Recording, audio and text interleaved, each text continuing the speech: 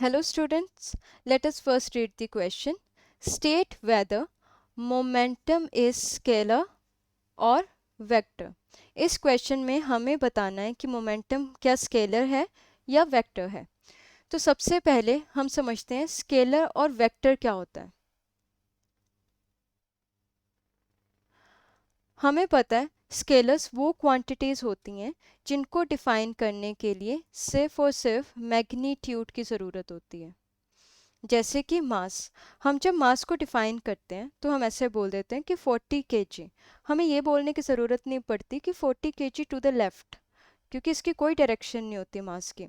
हम सिर्फ ये बता देते हैं कि 40 kg मास है, वो पूरी तरह से खुद ब खुद डिफाइन हो जाता है।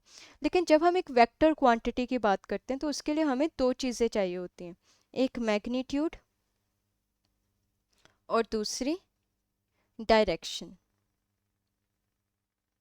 जैसे कि वेलोसिटी, वेलोसिटी को डिफाइन करने के लिए हमें सिर्फ ये नहीं बताना होता कि 40 मीटर पर सेकंड है, हमें ये भी बताना होता है कि 40 मीटर पर सेकंड अगर है तो किस तरफ को है, नॉर्थ डायरेक्शन में है, साउथ डायरेक्शन में। जब हमें मैग्नीट्यूड और डायरेक्शन दोनों चीज़ें रिक्वायरमेंट होती हैं किसी एक फिजिकल क्वांटिटी को डिफाइन करने के लिए, तो हम उसको क्या बोल देते हैं, vector quantity. Now momentum, momentum क्या होता है? मोमेंटम इज गिवन बाय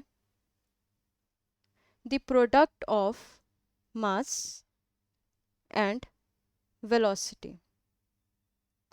हमने अभी अभी देखा कि मास कैसी क्वांटिटी है, एक स्केलर क्वांटिटी है, और वेलोसिटी कैसी क्वांटिटी है, वेलोसिटी एक वेक्टर क्वांटिटी है। तो मोमेंटम कैसी क्वांटिटी होगी? when we take the product of scalar and vector quantity, we always get a vector quantity. Always remember that in mind। जब हम एक स्केलर और वेक्टर का प्रोडक्ट करते हैं या मल्टीप्लिकेशन करते हैं, हमें हमेशा एक वेक्टर क्वांटिटी मिलती है।